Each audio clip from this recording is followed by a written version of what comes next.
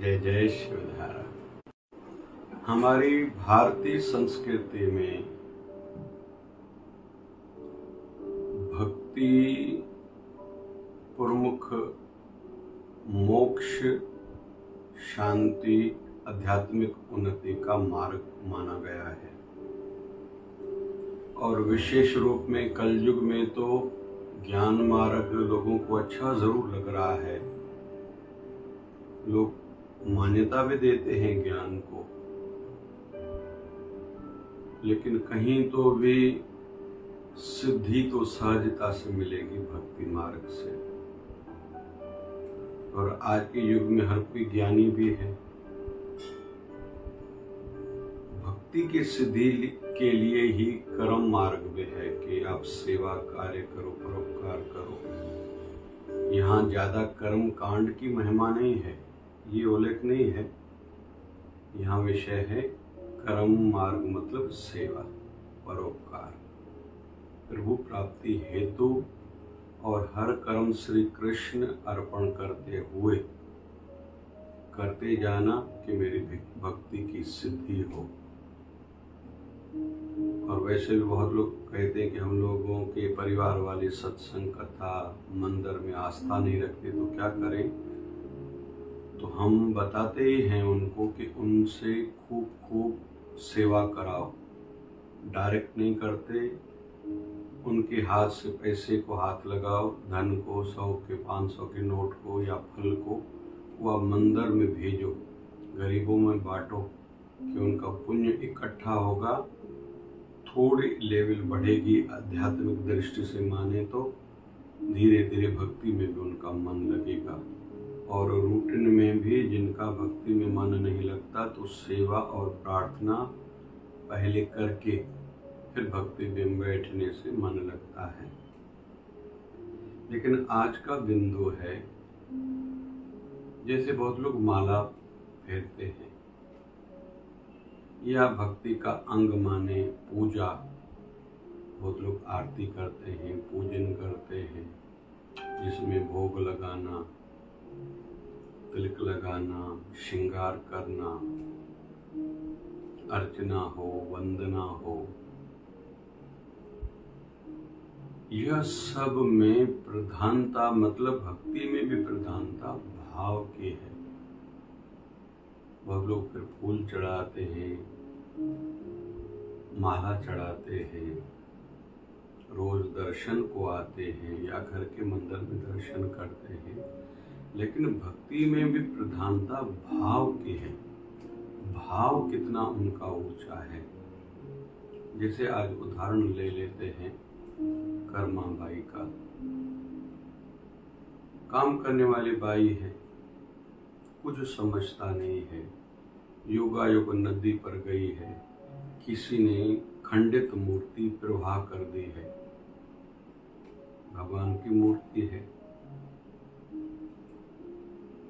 ज्यादा नहीं समझा, हिंदू धर्म में है तो पता तो है ये मूर्ति है, घर लेके आई, किसी से पूछा इसका क्या करना चाहिए, बोले घर में थोड़ा कपड़ा बिछा के मंदिर का रूप दो, वहाँ स्थापित करो। इन्होंने किया।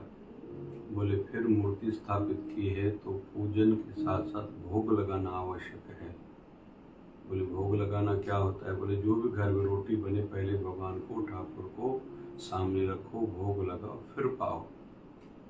बोले ठीक है, लेकिन भोग लगाने में भी एक नियम है, कपड़ा लगा के भोग लगाया जाता है।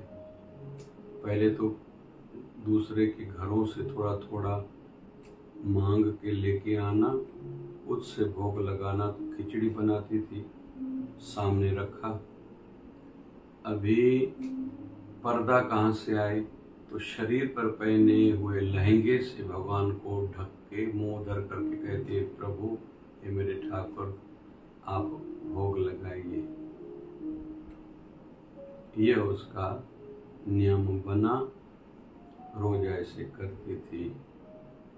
और फिर ऐसा होने लगा कि भगवान उसके यहाँ जगन्नाथ से चल के एक बालक रूप में भोग लगाने हेतु आने लगे। पहले दोपहर को भोग लगाती थी, 12 बजे भगवान को इसके प्रेम भरा भाव भरा भोग अच्छा लगने लगा। पहले भगवान जैसे ऐसे माने 12 बजे आते थे, फिर 5 मिनट पहले, फिर 5 मिनट पहले, फिर 5 मिनट पहले, ऐसे करते करते सवेरे भगवान 8 बजे तक आते थे। दरवाज़ा खटखटाते थे, जल्दी कर माँ, जल्दी कर माँ, जल्दी कर माँ। तब से नाम पड़ा कर्मा। भगवान बोलते थे जल्दी कर माँ, जल्दी कर माँ, जल्दी कर माँ। नाम पड़ा कर्मा और कर्मा बाई। फिर आगे चल के तो ऐसा भी होने लगा कि उधर जगन्नाथपुरी में भगवान को जब भोग लगाने हेतु पंडित जी अंदर जाए तो भगवान के लपों पर पहले भोग लगा हुआ है खिचड़ी का। भगवान का पेट भरा हुआ, भगवान प्रसाद पाते ही नहीं है। एक दिन पंडित जी ने, मूर्ति पत्थर की है, पंडित जी भी सच्चे थे, सिद्ध थे, तो मूर्ति से बात करते थे तो पत्थर की मूर्ति से भी जवाब आते थे। ये इसके लिए कह रहा हूँ कि स्पष्ट हो, जो बच्चे या नए लोग जो भक्ति से नहीं जुड़े उनके लिए विशेष बात है ये। कि फिर भगवान ने कहा कि मैंने तो भोग पा लिया है। बोले कहाँ? बोले मैंने तो पा लिया राजस्थान में कर्मा बाई के यहाँ से। फिर पंडित लोग, पुजारी लोग आए, कर्मा बाई को निवेदन किया कि आप चलिए, ऐसा थोड़ी है कि आप यहाँ घर में भोग लगाते हो, भगवान वहाँ पा ही नहीं रहे। फिर कर्मा बाई को वहाँ लेके आए, वहाँ बनाती थी भोग और भगवान पाते थे।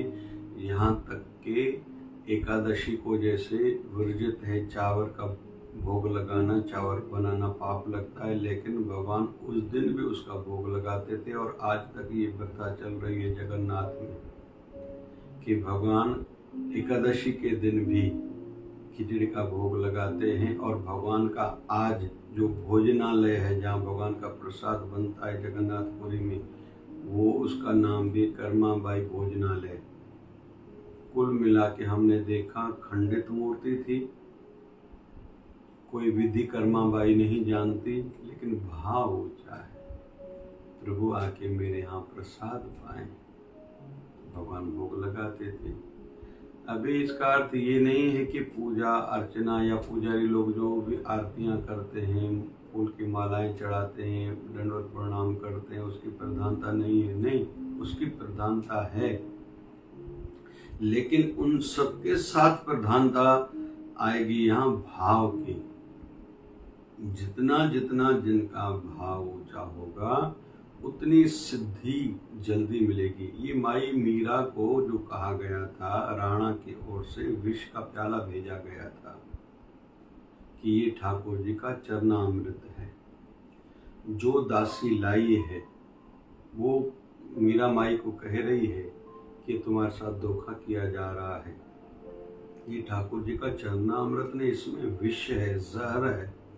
लेकिन माई मीरा ने उस विष के प्याले को देखते हुए कहा, लेकिन इसके ऊपर नाम तो पड़ा है मेरे ठाकुर जी का, चरणामृत है। वो जो भाव भरा था, उस भाव के कारण वो विष का, जहर का प्याला भी अमृत हो गया था।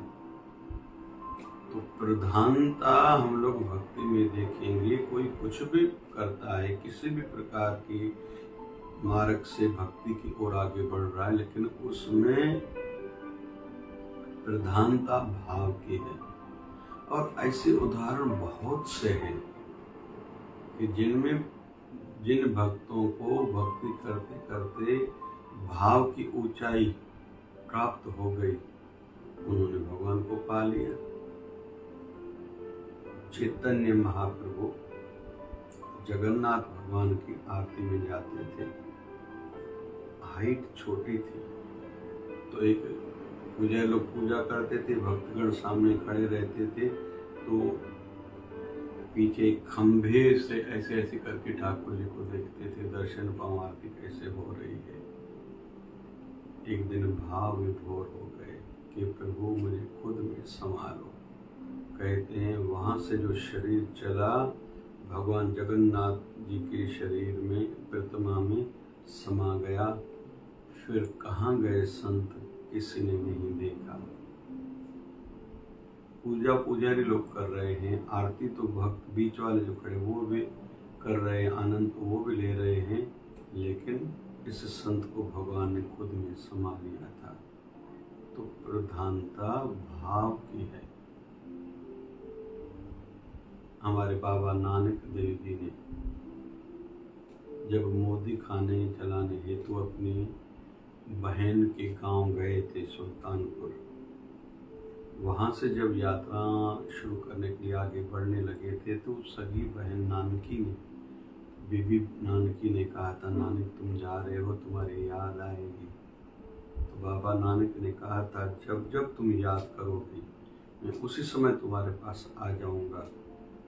बाबा नानक जब मक्का मदीने की यात्रा में है, इधर बहन ने रोटी पकाई है, तवे पर रोटी बन रही है, भाव जगा कि ये रोटी पर माखन रख के मैं अपने भाई बाबा नानक को खिलाऊं।